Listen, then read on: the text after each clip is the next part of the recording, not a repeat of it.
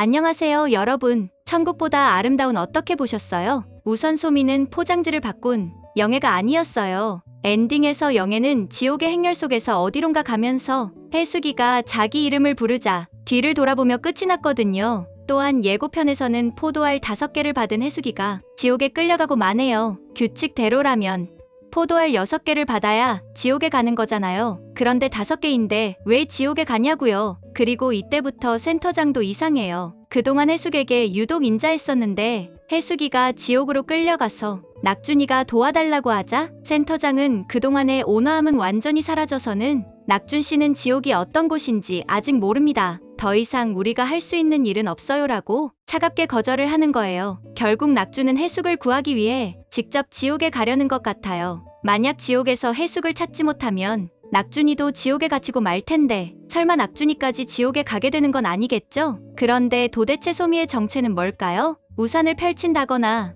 또 해숙의 주머니에 손을 넣고 잠을 자는 행동은 누가 봐도 영애잖아요. 어떻게 영애만이 하던 행동들을 소미가 하고 있는 거죠? 그런데 따지고 보면 해숙이가 포도알을 5개나 받아서 지옥에 가게 된 건 모두 소미가 오면서부터예요. 리뷰 언니의 뇌피셜로는 소미는 처음부터 사람이 아니라 해숙과 낙준이를 테스트하기 위한 천국의 요원이 아닐까요? 왜냐면 우선 낙준은 천국 우체부위를 하면서 절대로 하면 안 되는 첫 번째 규정을 어겼잖아요. 천국에서는 해숙의 작은 욕 한마디도 감시를 해서 포도알을 내리는데 지옥으로 끌려갈 뻔한 사람을 붙잡아서 천국에 오도록 만든 낙준의 잘못은 천국에서 모를 리가 없어요. 게다가 낙준이가 한 잘못은 천국과 지옥의 엄격한 경계를 허무는 중범죄예요. 그래서 가볍게 생각해보면 소미는 처음부터 낙준이가 천국의 우편 배달 부일에 적합한지 테스트한 요원일 수도 있을 것 같아요. 그래서 소미에게는 천국 사람들에게서 나는 냄새가 나질 않았던 거죠. 그러면 낙준만 테스트하면 되는데 소미는 어째서 영애만 하던 독특한 행동들을 해서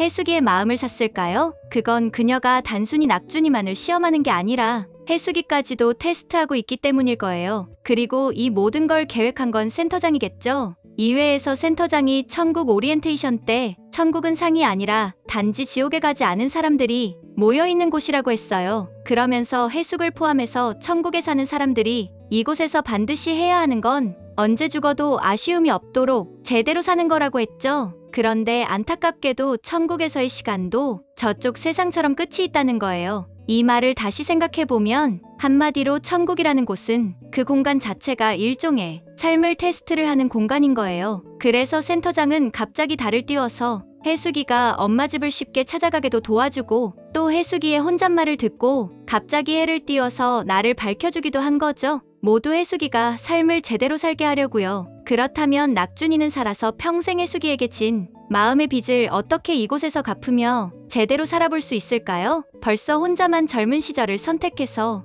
해숙이의 마음이 불편한데 말이에요. 결국 센터장은 고민 끝에 몇백 년 만에 처음으로 요원을 투입해서 이들을 테스트하기로 결정한 거죠. 예를 들면 소미를 투입시켜서 해숙이가 질투라는 감정에 눈이 돌아서 몇백 년 만에 포도알을 받게 만들고 또 지옥에도 끌려가게 만들어서 낙준이가 자기 목숨을 걸고 해숙을 구하러 가도록 상황을 만든 거예요. 그렇게 되면 낙준이가 살아서 해숙에게 진 빚을 조금은 갚을 수 있을 테니까요. 과연 소미라는 변수를 통해서 해숙과 낙준이가 이번 생은 제대로 살 수 있을까요? 여러분의 생각은 어떠신가요? 저는 곧 다음 영상으로 찾아올게요. 구독, 좋아요, 알림 설정 부탁드려도 될까요?